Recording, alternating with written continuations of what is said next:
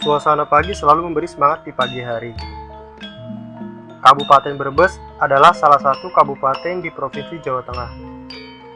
Brebes adalah kota terbesar di Jawa Tengah dengan luas 1.657 km persegi dan jumlah penduduk sekitar 1.700.000 jiwa. Brebes sangat terkenal dengan telur asin dan bawang merahnya.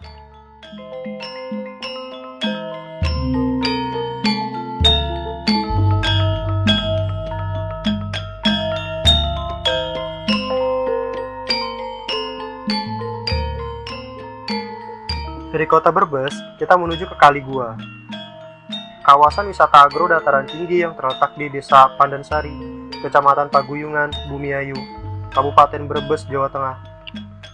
Ditempuh dengan kendaraan sekitar 2 jam perjalanan menuju ke Goa.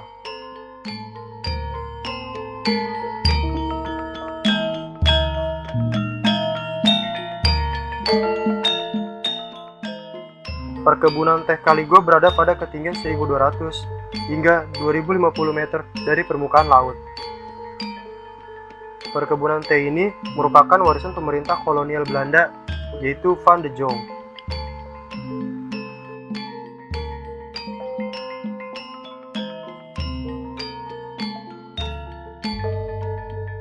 Telaga Renjeng adalah kawasan wisata cagar alam yang berlokasi di Desa Pandansari. Telaga ini dibangun pada tahun 1924. Berada di bawah kaki Gunung Slamet, telaga ini memiliki luas 48,5 hektar. Daya tarik dari tempat wisata ini adalah udara pegunungan yang sejuk, hutan lindung, cagar alam, serta terdapat beribu-ribu ikan yang jinak dan dianggap keramat.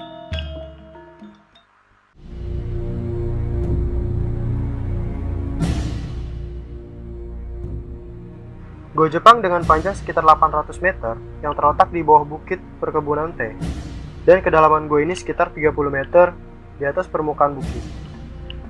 Akan tetapi, dengan jarak seperti itu, rembesan air tetap saja terjadi. Sehingga pada beberapa ruangan, terjadi genangan air dan gua cenderung menjadi becek. Kondisi lantai dan dinding seluruhnya berbahan tanah yang masih alami. Hanya beberapa ruangan telah direnovasi dengan penambahan semen yang bertujuan untuk mengurangi rembesan air dari bukit. Goa ini dibangun pada zaman penjajahan Jepang pada tahun 1942. Goa Jepang tersebut dibangun oleh masyarakat sekitar Pandansari dengan sistem kerja paksa. Goa Jepang digunakan sebagai tempat pertahanan tentara Jepang saat menduduki daerah Jawa. Konon ceritanya Gua Jepang itu dibangun tahun 42 ya, 42 bangun, 43 selesai, jadi 1 tahun ya. Jadi tujuan Gua Jepang itu adalah tempat persembunyian ya. Juga di dalam Gua Jepang itu banyak beberapa ruangan.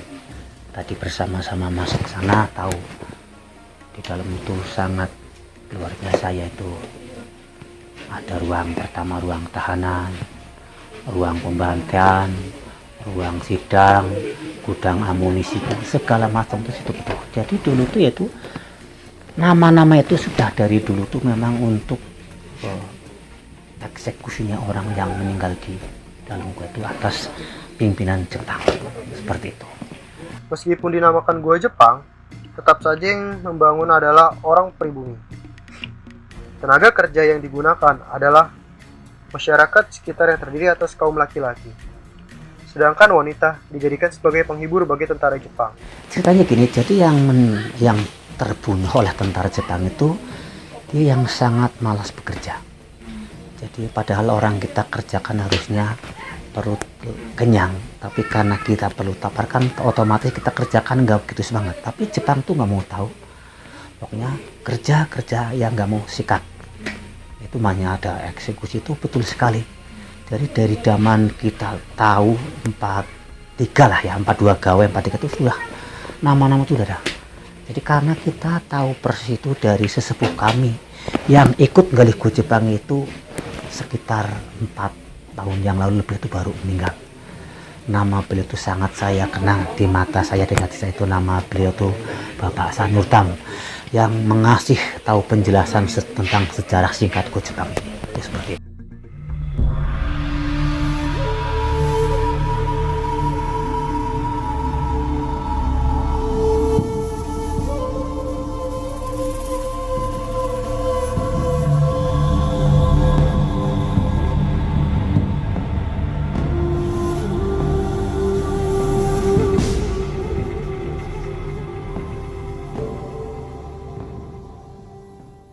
Rakyat pribumi banyak yang dilecehkan, disiksa hingga tak berdaya oleh tentara Jepang. Setelah beberapa tahun ditinggalkan oleh tentara Jepang, gua Jepang tidak pernah lagi dijamah oleh manusia dan dibiarkan begitu saja. Kemudian pada tahun 1980-an, gua tersebut dimasuki oleh masyarakat sekitar untuk mencari barang-barang yang tidak sempat diambil oleh tentara Jepang. Karena pada saat Jepang pergi, dilakukan secara mendadak dan tidak ada persiapan. Oh, kalau tanggapan saya sebagai pemandu wisata ke Jepang, di sekali gua itu sangat-sangat indah sekali pemandangannya. Juga bukan hanya gua Jepang. Satu, ada Telaga Ranjeng, itu Taman Leleh, juga itu untuk wisata. Kedua, untuk gua Jepang. Ketiga, Puncak Sakup itu sangat luar biasa. Itu di lereng Gunung Slamet juga sangat luar biasa nih.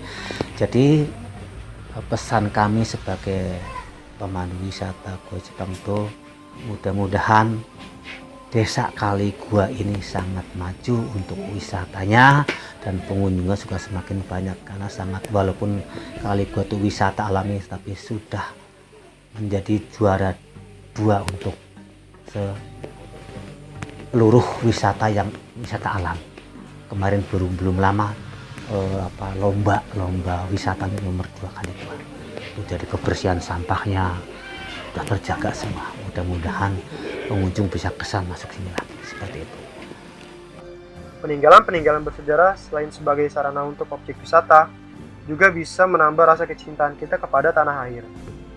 Semoga kita bisa mengambil banyak hikmah tentang bagaimana giginya rakyat Indonesia pada masa untuk berjuang merebut kemerdekaan dari tangan penjajah.